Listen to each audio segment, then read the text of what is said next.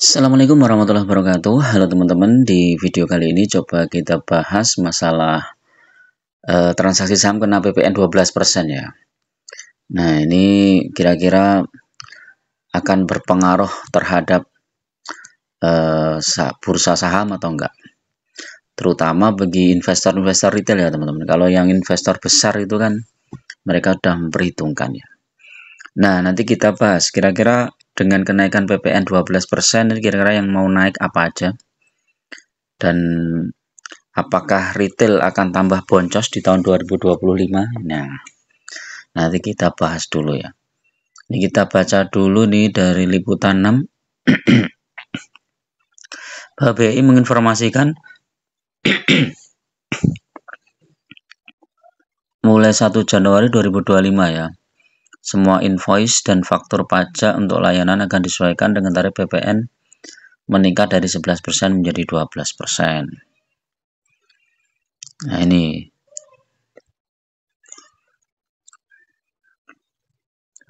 menjelaskan semua invoice dan faktur pajak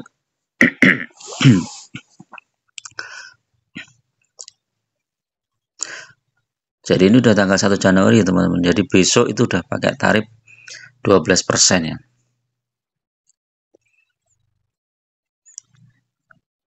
Nah, nanti cara menghitungnya bagaimana 12% itu teman-teman. Perubahan tarif PPN tidak banyak berdampak pada aktivitas transaksi di bursa. Ini seperti tahun kemarin kan naik PPN dari 10% ke 11% ya. 2022 saat PPN 10% ke 11% yang ada ramai-ramai di market bersamaan dengan kenaikan biaya materai dari 6.000 ke 10.000. Faktanya transaksi belanja itu tidak menunjukkan penurunan. Nah, mudah-mudahan nanti juga seperti itu teman-teman ya. Dengan kenaikan 12% transaksinya nggak menurun. Sehingga IHSG bisa masih naik lagi ya.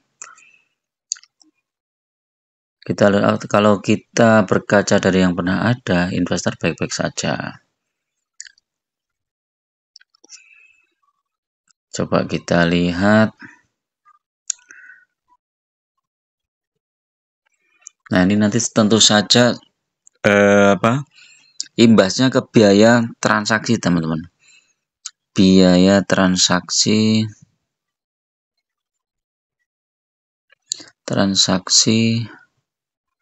saham di sekuritas. Ini naik berapa coba?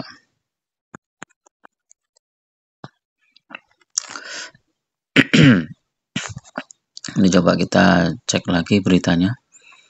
Jadi tidak berarti PPN 11-12% itu nanti akan naik ke diambil dari profit kita gitu, enggak teman-teman. Jadi yang dikenakan itu adalah tarif transaksinya ya.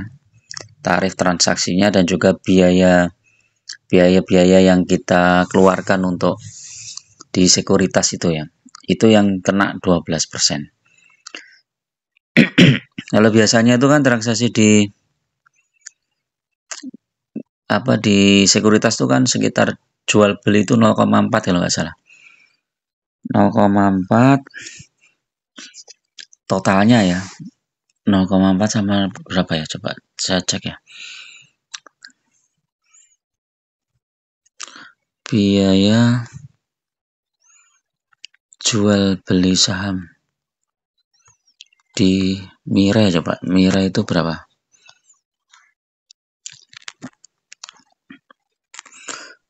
Nah, ini biasanya nih teman-teman. Hari biasanya jual beli saham di Mirai itu fee belinya 0,15, fee jualnya 0,25. Jadi kalau di total 0,4. Ya, kemungkinan ini yang akan kena ya.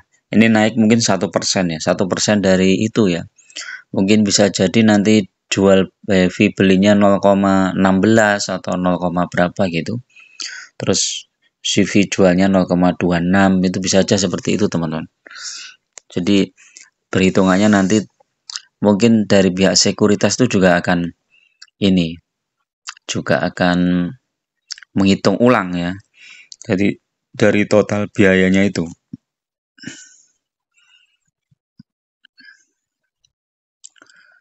Nah, tapi kalau kita, nah ini coba nih, ada berita juga nih.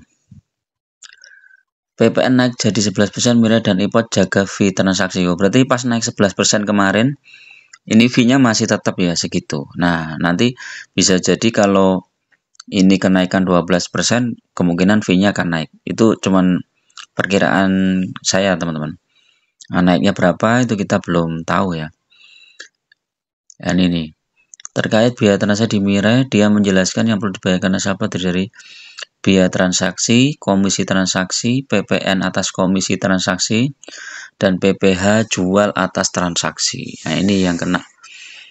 Jadi kalau teman-teman trading ya, jual beli ya, itu yang kena, teman-teman. Kalau teman-teman investing ya kenanya lebih sedikit, nanti kenanya di akhir ya, saat misalnya kita sudah hold suatu saham beberapa tahun ya, ketika jual baru kena. Tapi saat beli juga kena, teman-teman. Jadi saat beli itu kena. Jadi semakin sering kita jual beli saham, maka kan fee transaksinya makin besar ya. Jadi kita akan kena PPN juga, itu kan ada tambahan kalau selama transaksinya nanti ada kenaikan ini kan ya. Kalau biaya transaksi sekarang sekitar 0,15 untuk beli, kemudian jual 0,25, ya kemungkinan nanti bisa naik, misalnya totalnya nggak 0,4 tapi bisa jadi 0,5 atau gimana gitu. Nanti kita tunggu aja ya. Tapi kalau teman-teman yang investor ya, hold suatu saham jangka panjang dan sahamnya itu nggak sering dijual beli ya, nggak pengaruh, teman-teman. Ya pengaruh tapi kecil lah ya, pengaruhnya kecil ya.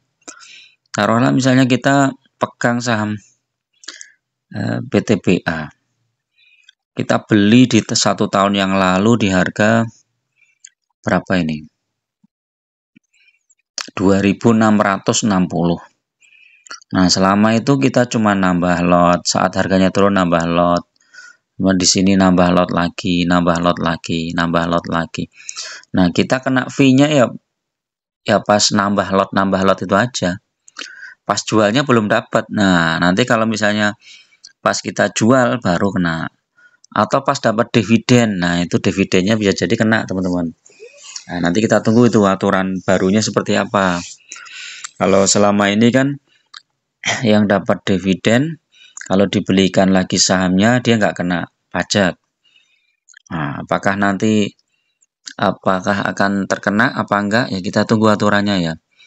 Coba ini kita cari beritanya, PPN naik 12%, dividen kena berapa.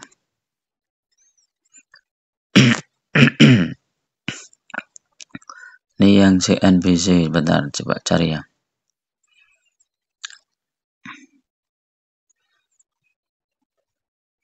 Dividen sebagai objek memotong pajak jika diterima oleh wajib pajak pribadi dengan tarif dividen seberat 10%. Nah, ini ya.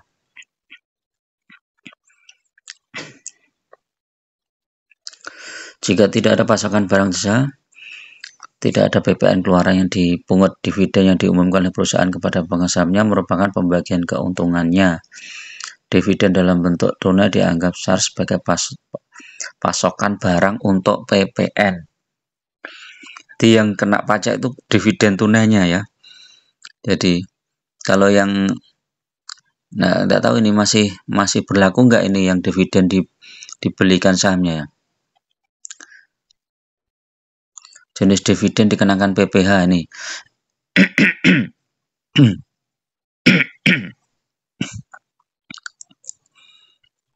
Tarif 15%. Dividen itu bagian laba yang diterima atau diperoleh perusahaan terbatas sebagai wajib pajak.